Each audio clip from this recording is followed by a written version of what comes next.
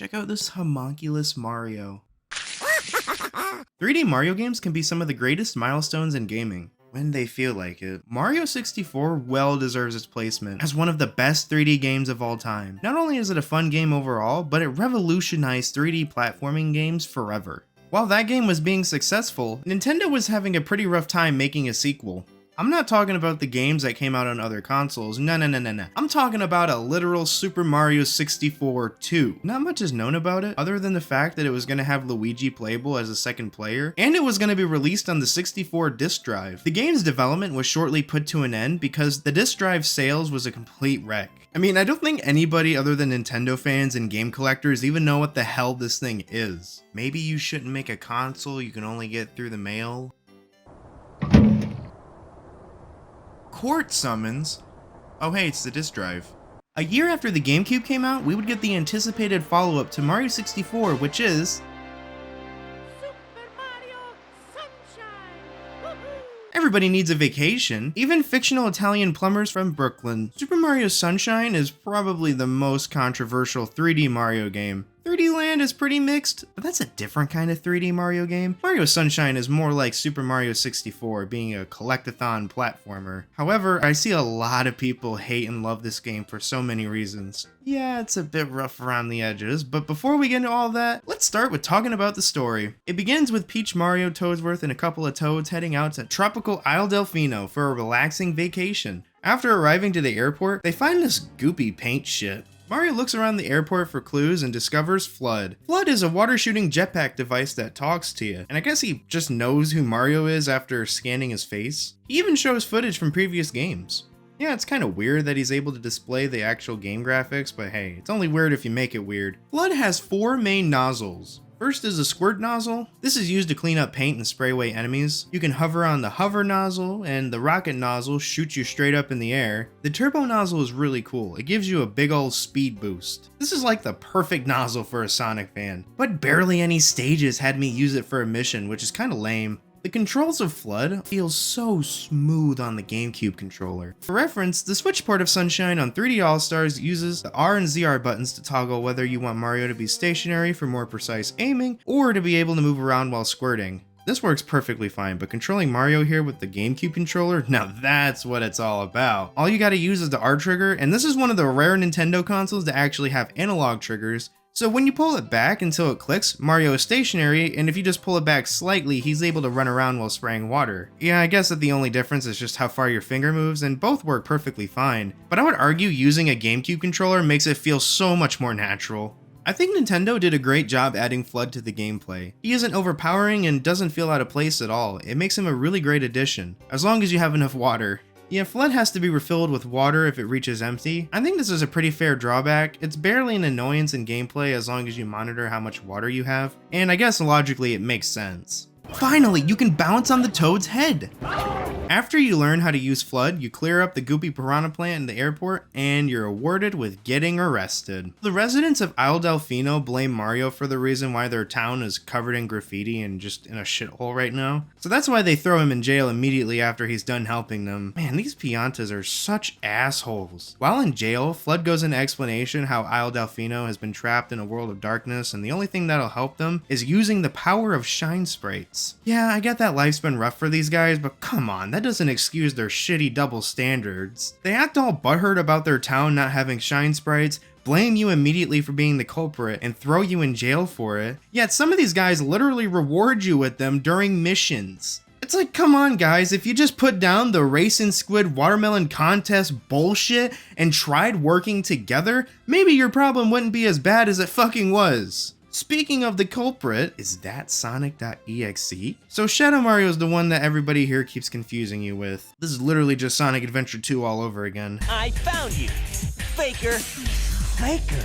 I think you're the fake Super Mario! Hey, you might not be identical, but at least Shadow Mario does somewhat look like Mario, so I can't really call the Piantas stupid for mixing them up. But what exactly is a Shadow Mario? Well, you find out later in the game that it was Bowser Jr. in disguise all along. This was also his debut in the Mario franchise, and I gotta say, this is a pretty damn impressive debut. I mean, I get that we already had the Koopalings in previous games, and you know, they were already bosses and all that. In this game, Bowser Jr. ain't no sidekick or anything like that. He was promoted to being the full-on main antagonist. You barely see Bowser at all until like the very end.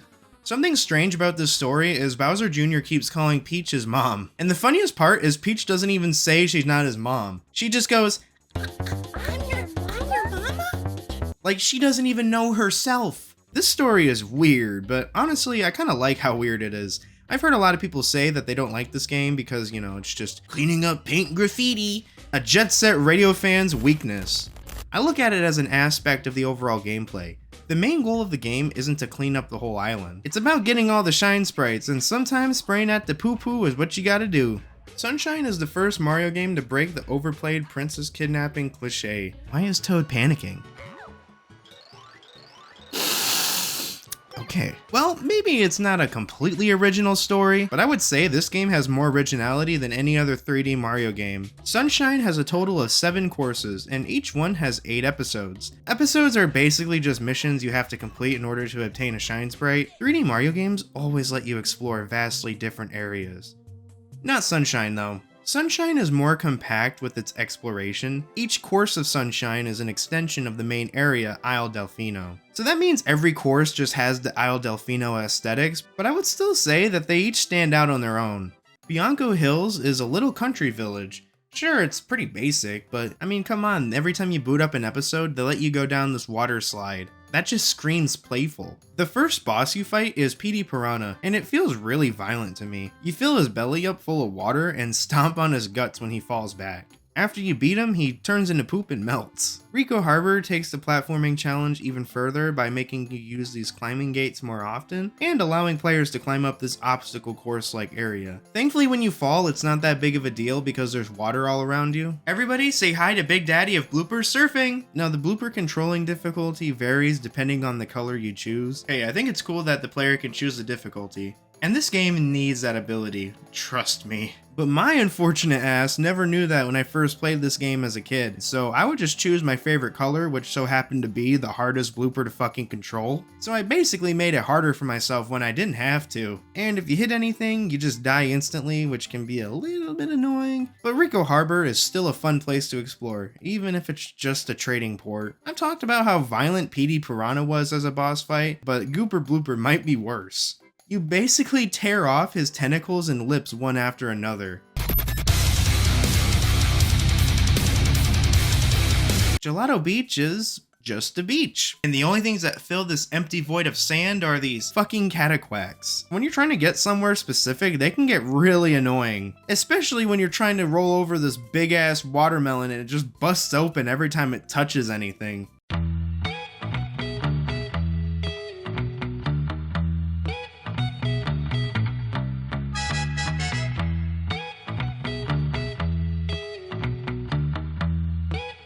Stay up there, you green bitch! The watermelon's too small? Are you fucking serious? God, I hate this part. You gotta grab the watermelon, push it down this hill, then the watermelon falls and cataquacks break it. Then the cataquacks spam their little attack under this mirror, preventing you from getting a watermelon for a few seconds. Then once you're done with that bullshit, you go back to get a new watermelon and... fuck me. What else is there? Oh yeah, the Sandbird level. This might actually be the first level that made me scream when I died by accident. The boss of this course is a giant wiggler. You stop him in his tracks while he's running around and you stomp him while he's down. I think in terms of originality, this course is the weakest.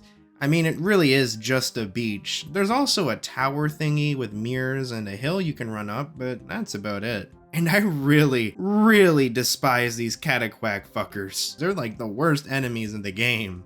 Pinna Park is an amusement park and possibly the most fitting idea for a course. It takes me back to when I went to Six Flags and Cedar Point during a handful of summers as a kid, but don't tell Pat the NES Punk that. In episode 1, Bowser Jr. whips out Mecha Bowser and the owner of the park doesn't even realize you guys are fighting. He thinks it's all one big jolly good show, so he lets you use his roller coaster to shoot rockets at him. I think this is a weirdly fun section. On the other hand, roller coaster balloons is so frustrating. It's the same rocket firing shit, but this time you have only 3 laps to clear all these stupid fucking Bowser Jr. balloons. And with the aiming not being so accurate, getting all of this shit done within 3 laps is a lot harder than it might seem. And if you're not able to do it all, then you lose a life. So what, Mario can't handle the fact that he lost in a game and he has to just fucking die? Yeah, this is the worst level in Pinna Park. And after you finish that shit, you gotta do it all again? What the fuck? Oh, wait.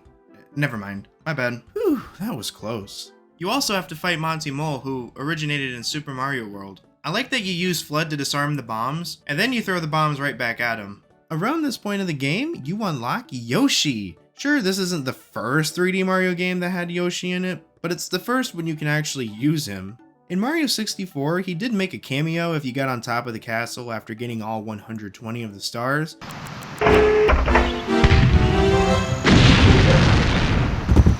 And as you can probably tell, I've never done that. If you can achieve that though, he'll max out your lives every time you boot up the game and see him, which is pretty neat, but after you unlock everything that's unlockable. I'm not saying this is a bad thing. I know if you could do this beforehand, it would have made the game too easy. I just don't think it's that useful unless you want to replay levels you've already completed 100%. So it's nice to actually be able to use him during the gameplay. He's got his iconic Yoshi moveset, and functionally he kinda just works like Flood, except that he vomits juice. But he's able to spray away certain spots Flood can't. Personally, I think it would be cooler if it was more like Super Mario World, where depending on what he ate, he would be able to shoot fire or something. Holy shit, Yoshi just drowned! I like the visuals of Sirena Beach. The sunset lighting makes it look kind of beautiful. But this is mainly the home of Hotel Delfino. It's like a spiritual successor to Big Boo's haunt from Mario 64. You can tell that it was kind of based off of that location if you put them side by side. Going through all the hotel rooms is like a bullshit little puzzle. Now sure, it may not be as memorable as Big Boo's haunt, but I like Hotel Delfino. This Boo statue looks familiar. Hey, and they even make a cute little reference to Luigi's mansion. Now, where did I put that thing? Have you seen a pineapple anywhere around here? No. There's even a casino inside the hotel where you fight King Boo. I actually like his design in this game. I wish they used it more often. This guy has an interesting fight mechanic. You have to shoot water at a slot machine, and sometimes it'll spawn random crap like enemies and coins. But the one you want to get is the food, because this dude's weakness is spicy peppers. There isn't really a strategy to any of this, you just hope you get the one you want. I can understand why a lot of people probably wouldn't like this sort of boss fight, but I don't mind it at all personally. At least it's not as forgettable as Phantom Mana, because Phantom Mana is the least memorable boss in the game. All you do is squirt water on him until he divides more and more, and that's it. Maybe I wouldn't find this boss so bland if it weren't for the fact that Phantom Mana's design is just a silhouette. Oh shit, I didn't even realize this was a way to get to a stage. I would say Noki Bay is the most water level area in the game, even though there's a good portion where you're not actually in water. It's similar to Gelato Beach that it really doesn't have any towns or anything like that, but Noki Bay has better looking scenery in comparison. There's also a weird little story arc that spans across a few episodes where you help this old guy solve a pollution problem. One of which, Mario gets sucked into a jar to practice swimming with Flood. Please fulfill this old man's wish. So how does Mario solve the pollution problem? He plays dentist for an eel. I wasn't lying when I said this game can get pretty weird. This part reminds me of Jolly Roger Bay a little bit, although it's a little creepier with how dark it is. The eel is probably the weirdest boss because you're not even fighting it, you're literally just cleaning its teeth. Wait a minute, Shell's got a secret? Since when?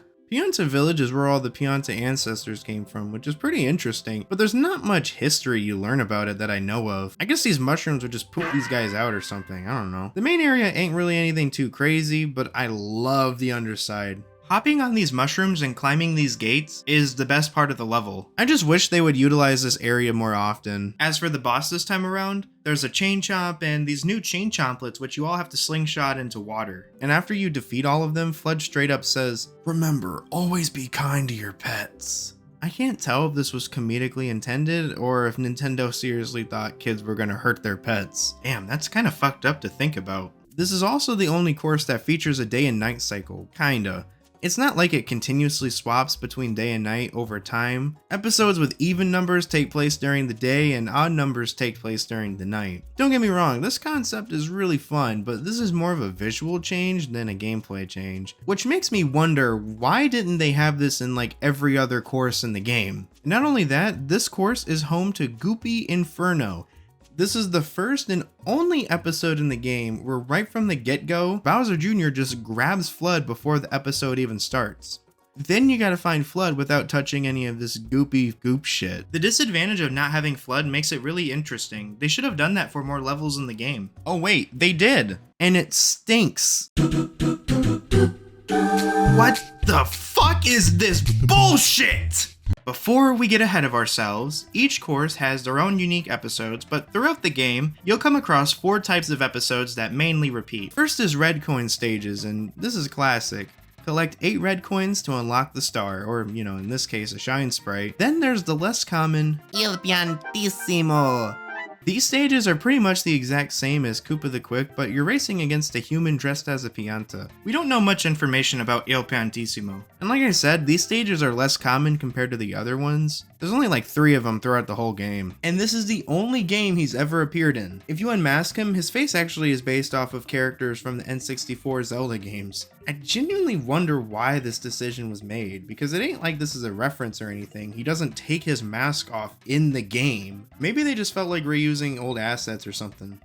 The next few stages are unique to Sunshine and Sunshine only. There's the Shadow Mario episodes where all you gotta do is chase down Shadow Mario and spray him. These stages are fine, but they also kind of create a problem for Mario Sunshine. In Mario 64, the player wasn't required to beat certain levels, making the game feel more adventurous. In Sunshine, the Shadow Mario missions are required to get to the ending. Keep in mind, these are always the second to last episode in every course area, making all the episodes before those ones required to beat the game. The last kind of episodes I'm going to talk about are for the real masochists in the crowd.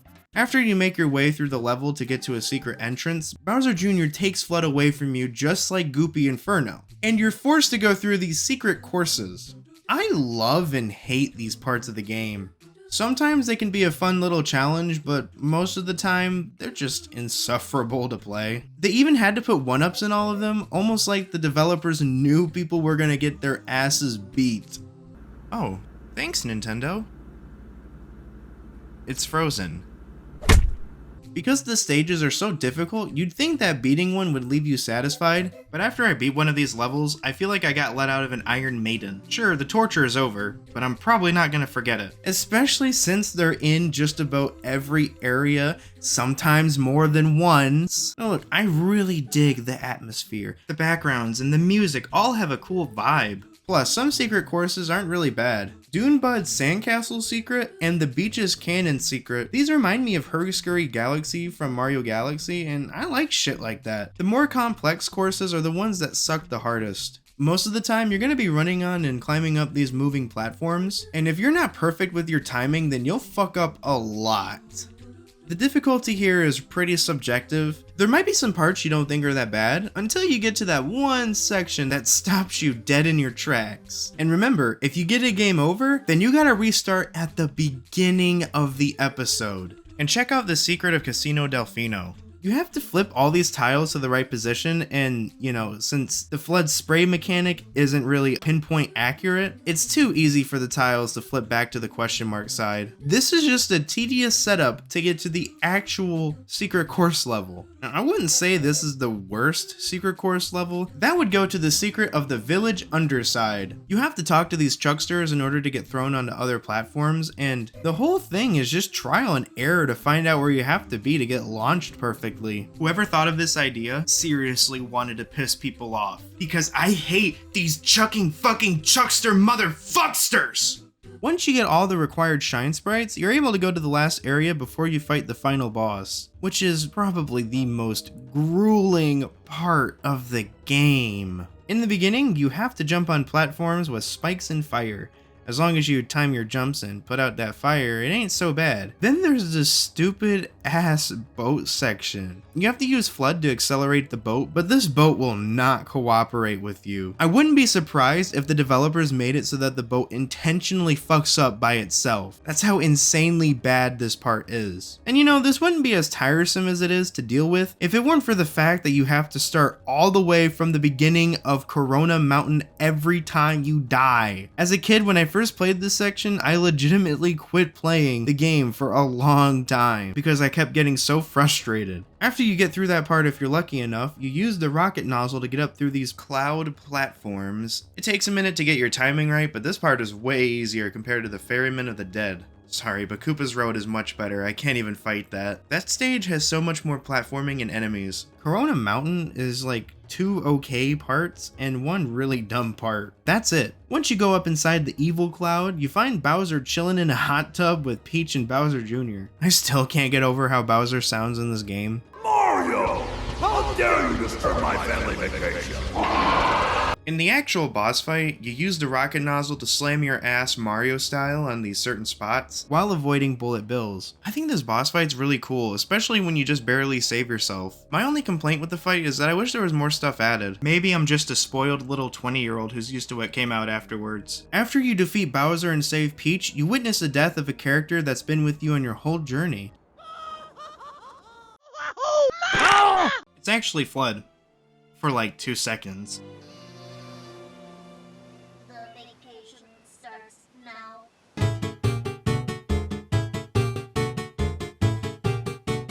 Super Mario Sunshine is not a perfect game, but there's something I should probably admit. It's my favorite 3D Mario game. There was a lot of risks that the creators took making this game, like making you use FLUDD most of the time and taking the story into a more unique direction. But all of these things plus more add so much character to the game. I mean, to give you an idea of how it was like when they were cooking up ideas for the game, they were considering giving Mario a gun. Technically, it would have been a water gun, but still, imagine all the outrage there would have been in the West. In the past year, some very violent and offensive games have reached the market.